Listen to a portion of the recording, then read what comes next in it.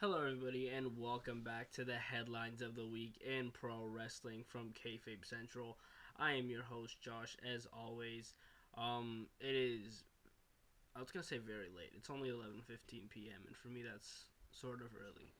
I apologize if there's noise in the background. That is my dog who has been actually making noise all day because I did an interview earlier today. That you guys will see on Tuesday with Gabriel Fuerza. And luckily the mic didn't pick it up then, so I don't know if it's gonna pick it up now. But if it does, then I apologize for that. But he is in my room most of the time. Um, so we have quite a few things to talk about. I'm not going to talk about a lot of the things that happened on SmackDown tonight. One, because I usually do these before SmackDown anyway, and two, there wasn't much to talk about really from SmackDown tonight. I honestly think that SmackDown was, I don't want to say a snooze fest, but it kind of felt that way. There wasn't anything interesting that happened. The main event was Tiffany Stratton and Jade Cargill versus Nia Jax and Naomi. Nothing really interesting came from that. Um, Damian Priest and the LA Knight had a pretty good match, but that's about it, man. Ray Phoenix and Santos Escobar put on a solid match, but yeah, nothing really, especially storyline driven, happened on this SmackDown. This whole week for TV shows, um, with wrestling, like whether it be Raw, NXT, has just been like a snooze fest. It hasn't been great TV, and like a little bit of Dynamite too. Like the 8-man tag on Dynamite was fantastic. I liked that. But other than that, there wasn't much else. There was a good match between Kyle Fletcher and Hangman Adam Page. I enjoyed that match. Like honestly, Dynamite was probably the best show this week. Um, I wasn't able to catch Impact because of issues with TNA Plus, and I found out that um, Canada gets it 2 weeks later, like the Impact episodes, which is not what they promote on social media. Um, but yeah, I found that a bit weird, but it is what it is. I will find a way to watch TNA because I am covering it now. So I do have to figure that out. But honestly, I think that Dynamite was the better show this week, and it's not gonna be a weekly thing that I do like compare all the shows this week. I'm just saying like it was kind of a snooze fest this week. Um, with that being said, we're going to get into some of the topics that I have written down here. We are going to be talking about the releases a little bit later on. Um, but first, what I have here is Liv Morgan is taking time off to film a major movie role. And so they made this a thing where on Raw, um, Liv went up to Nick Aldis and said she needs time off because she's going to Hollywood and whatever. Um, and a lot of people thought this, like, oh, she's going to be the next Harley Quinn. She's going to be in some sort of superhero movie and be a major character. Comes to find out that it's nothing like that. And she's going to be in Bad Lieutenant Tokyo, where she is going to be playing the daughter of a politician who gets kidnapped. That's all I know about that. Um, this is not something, as much as I love Liv Morgan, this is not something I'm going to watch, probably. Like, if it starts getting some buzz and whatnot, then maybe I'll check it out, but it's not something I'm going to go out of my way to watch. Um, but I am happy for Liv Morgan. I think she deserves this, and yeah, it's a great opportunity for her. Just not something I would personally check out. Um, Something else I'm probably not going to check out is Real American Freestyle Wrestling. So Hulk Hogan and Eric Bischoff are starting this thing where it's Real American Freestyle Wrestling. That's what they're calling it. They did this whole promo video package thing where it was like an NWO style. It was really cringy. But then Uh, apparently there's supposed to be a third person involved in this. I'm not sure if they revealed who that was. I haven't been paying too much attention to that. If they did, then let me know in the comments who it is. Some people were saying it's going to be Vince McMahon. I I really don't think, if you're honestly hoping it's, or thinking and waiting that it's going to be Vince McMahon, then I honestly think you're going to be wrong and you're going to be disappointed. I don't think they're going to go that route. Um, but like, this is really weird to me because as someone who has done amateur wrestling before, and I could speak on this a little bit. I don't watch it anymore. I don't watch freestyle wrestling like that at all. I barely get time to watch like UFC events and stuff like that. But as someone who used to do amateur wrestling, I I feel like the people who take this seriously, who take freestyle wrestling seriously, wouldn't want someone like Hulk Hogan running this, because the people who take it seriously will be like, "Oh no, well that shit's fake. It's not real wrestling. I'm a real wrestler." Like like other people who like maybe just trying to get into WWE or UFC or something like that might not really care, but the people who are really serious about it might. And I don't understand what the direction in this is. Like I said, nothing I'm going to check out here. Something I will check out though, and be doing coverage on, is the pay-per-views coming up in the next few months, including Crown Jewel. That's they announced is going to be in Perth, Australia, instead of Saudi Arabia this year. I honestly thought this was just going to be a Saudi Arabia pay-per-view, but I guess it's kind of like Super Showdown, where it was just Saudi Arabia and then they did the Australia show. So it seems like that's what they're doing with Crown Jewel. It's going to be in Perth, Australia, and yeah, obviously we don't know what the card's gonna be like. I don't have it in front of me, and I can't remember off the top of the head off the top of my head what month Crown Jewel is in. Um, if I'm not mistaken, it might be August, September potentially. But yeah, Crown Jewel is going to be in Perth, Australia. I don't really have a transition for this. I know I'm kind of breezing through a lot of these, but there's not really much to talk about on these topics. It's just things I have and their headlines, and it's the headlines of the week in pro wrestling. Um, WWE has trademarked ring names Tala and Jamar Hampton, and have trademarked Adrenaline Drip, and they have also renewed the trademark for the Edge name. So if anyone thought that AEW was gonna pick up that trademark, I guess you were wrong, because WWE has picked that trademark back up. Um, there's no reports on who the names for Gintala and Jamar Hampton would be for. It could be from some people from LFG. Um, Someone like Shiloh Hill, I see keeping his name. I think they're going to keep his name. Um, yeah, I have no idea who these names could be for. Adrenaline Drip, I was kind of thinking that this could be for Seth Rollins and Braun Breaker potentially. You know, Braun being the adrenaline and Seth being the drip. I don't think it's going to have anything to do with Cody Rhodes.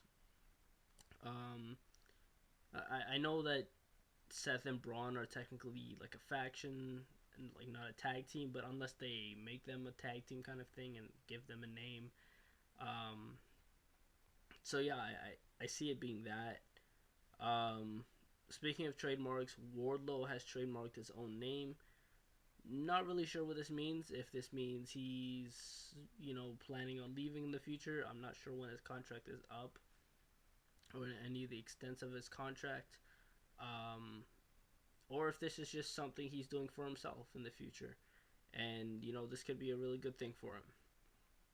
And, yeah, that's all I really have to say about that. I don't know if he's ever going to show up in WWE or if he's just going to stay in AEW. I did mention a few weeks ago that I feel like the bridge has passed for Wardlow to come to WWE, but you also never know. He could still end up showing up when his contract is up. with AEW whenever that is.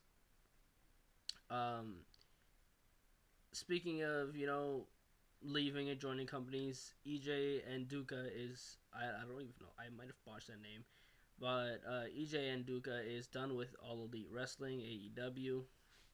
He's leaving, and I don't even think he was actually on AEW itself. I think he was just on Ring of Honor. Um, I haven't seen too much of his matches, or I don't think I've seen any of his matches, honestly, because I don't watch Ring of Honor. So, yeah, I don't know where he goes. I don't know enough about him to know where he'll end up. If he'll, end up in a WWE or NXT program, if he'll end up in Japan, I have no idea. Um, but I hope whatever he does do, he's happy doing, and yeah, he makes a lot of money doing it. Um, but most importantly, he's happy doing it. Indi Hartwell has joined the TNA Knockouts division. They announced at Rebellion when she was in the crowd that she has signed with the company, and I think this is pretty cool. I'm happy for Indi Hartwell. If AEW wasn't going to pick her up, then yeah, TNA was the best option. And honestly, this could just end up in a funny situation where WWE is like, "Hey, you're working for TNA now. Did you want to come over to NXT and be a star now?" I would find that pretty funny. Just Indi Hartwell popping back up in NXT, but as a TNA wrestler, would be pretty fun. Um, so yeah, I'm happy for Indi Hartwell. I am a fan of Indi Hartwell. I think that she's going to do well in TNA and potentially have the Knockout World title on her at some point in time. Um, I'm not 100% sure when that'll be or how long the push is going to be, what their plans are for her. But I am excited to see where they go with Indi Hartwell joining the Knockouts division.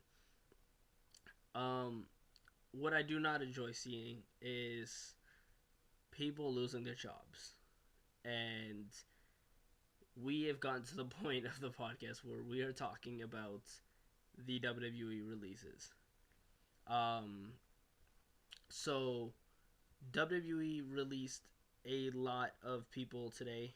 Um, so we have Katana Chance and Kayden Carter, Dakota Kai, Braun Strowman, Shayna Baszler, Cora Jade, Eddy Thorpe, Gigi Dolin, Jakara Jackson, Gallus, so Alexander Wolfe, Wolfgang, and um,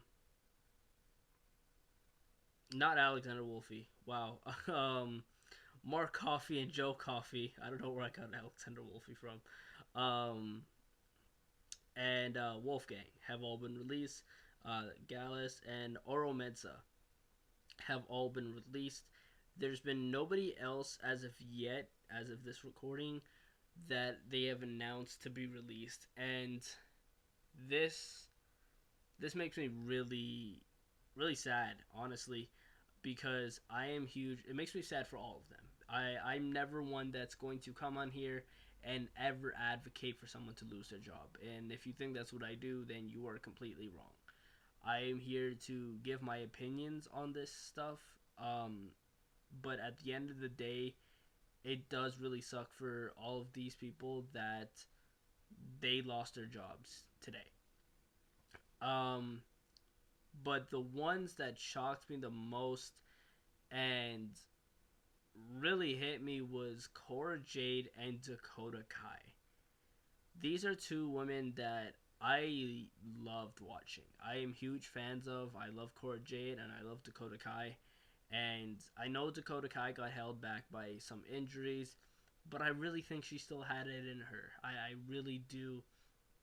And I think if you had given her a chance with that Women's Intercontinental Championship, I honestly would have put it on Dakota instead of Lyra in that case. I think if you gave her a chance, she would have shined.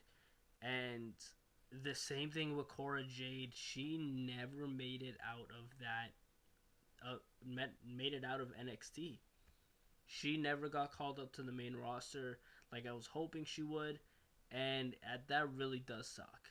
And I hope whatever she plans to do, she succeeds. The same with all of these guys.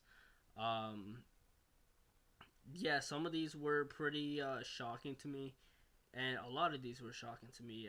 Jakara Jackson being released was shocking to me. That's one I really didn't see coming. Um, Shayna Baszler I didn't see coming either, and Braun Strowman was just in the U.S. title picture, and I really didn't think that they were going to release him. I know he's had his history with injuries, and he had to take some time off, but I like Braun Strowman, and it really sucks that they released him again.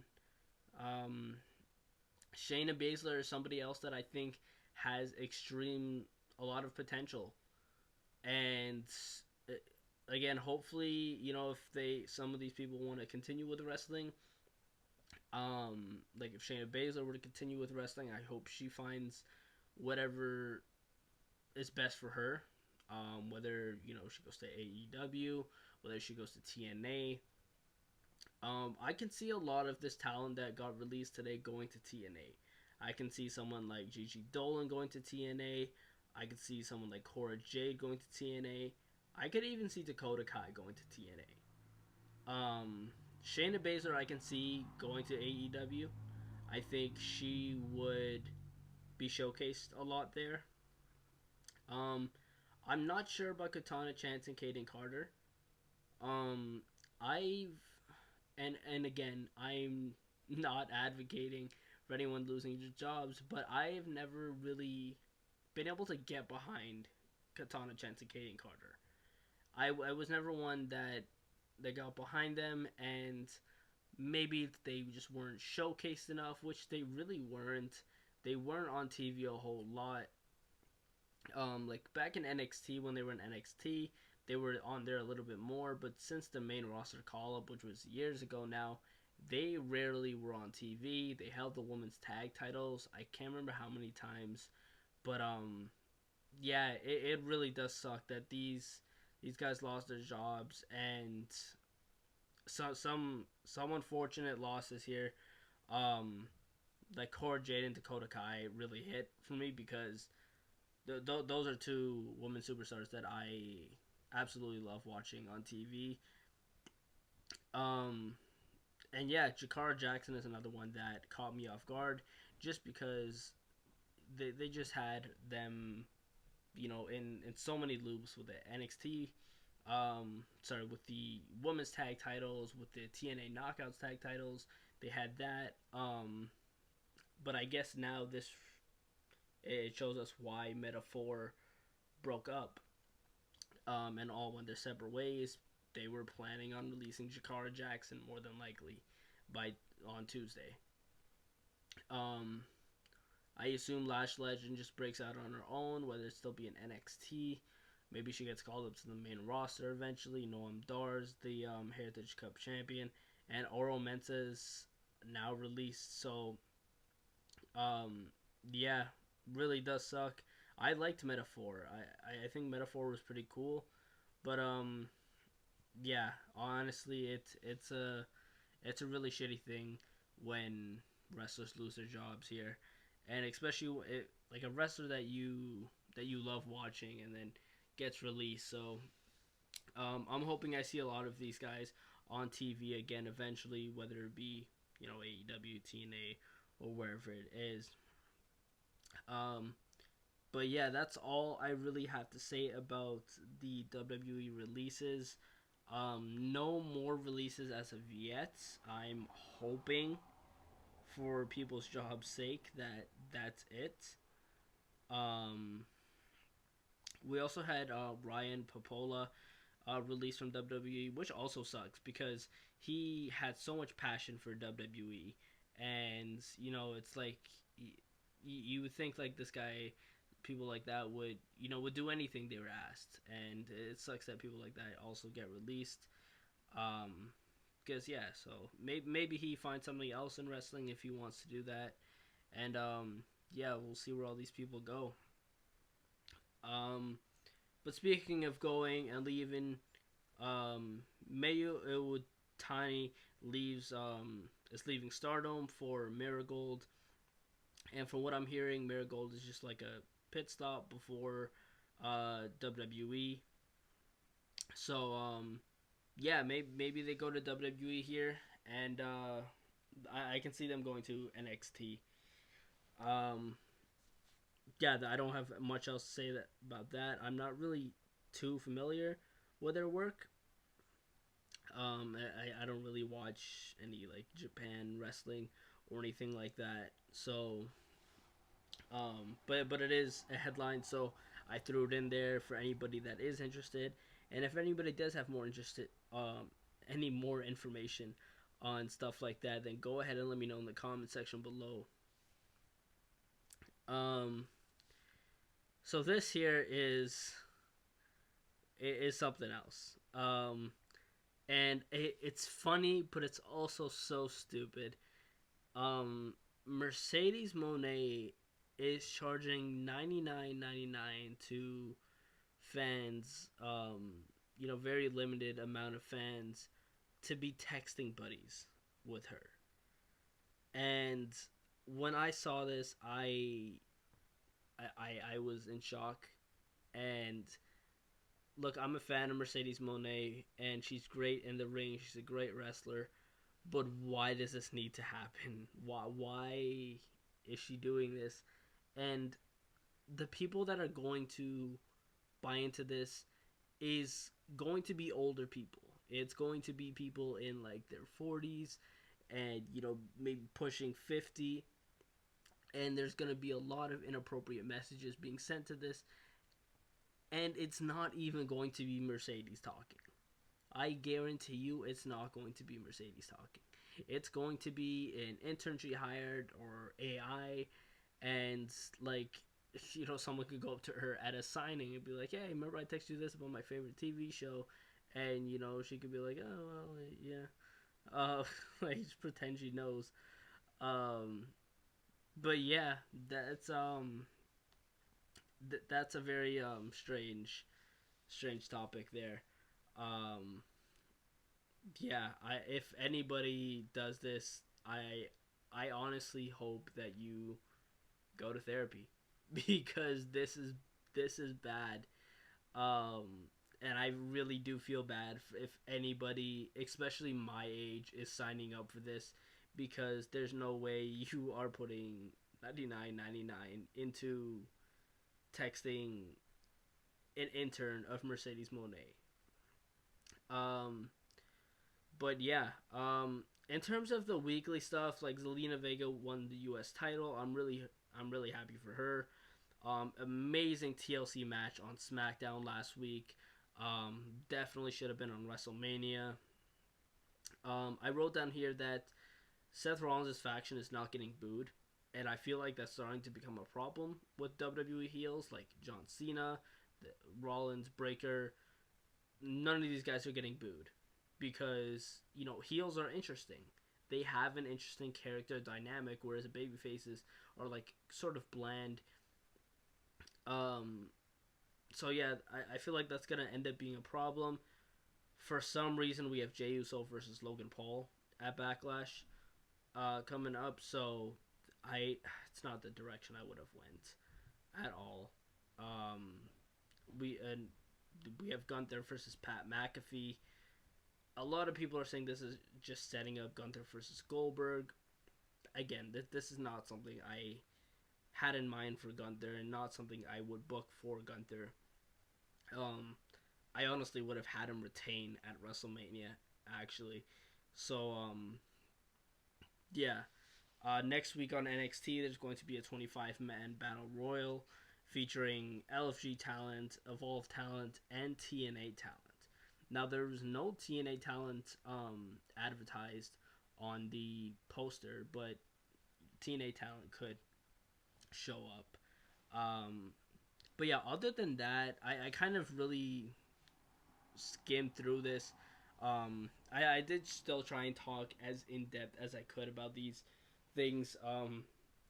I know the main thing a lot of people are going to come here for is to hear my opinion on the releases, which, yeah, I talked more about than anything else. But honestly, there's not a lot of other things that happened that are really worth spending 20 minutes talking about, or anything like that. And like I said, the shows this week just did not feel that great. Um, and I am also exhausted.